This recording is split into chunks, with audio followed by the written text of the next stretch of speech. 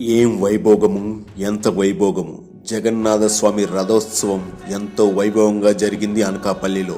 ఇది ఒక ఊరి పండగ కాదు, దేశ పండగ అంటూ పూరిలో జగన్నాథ స్వామి ఉత్సవం ఎలా జరుగుతుందో అనకాపల్లిలో జగన్నాథ స్వామి ఉత్సవం అలా జరిగింది. ప్రజలందరూ పాల్గొని ఎంతో విజయవంతం చేశారు.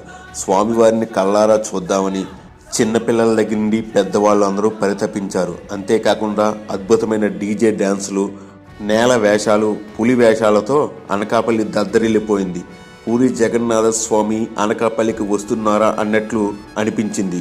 ఈ అనకాపల్లిలో ప్రతి ఏటా జగన్నాథ స్వామి రథయాత్ర అత్యంత వైభవంగా జరుగుతుంది. ఒక ప్లేస్ నుండి ఇంకో ప్లేస్కి స్వామివారి రథాన్ని లాగడంలో చాలా టైంని కేటాయిస్తారు. అనకాపల్లి ప్రజలు స్వామివారి రథచక్రాలకు కొబ్బరికాయలు కొట్టి తమ భక్తిని చాటుకుంటారు. నిన్నటి రథయాత్ర వేరే లెవెల్లో ఉంది. మీకు ఎలా అనిపించిందో కామెంట్ చేయండి.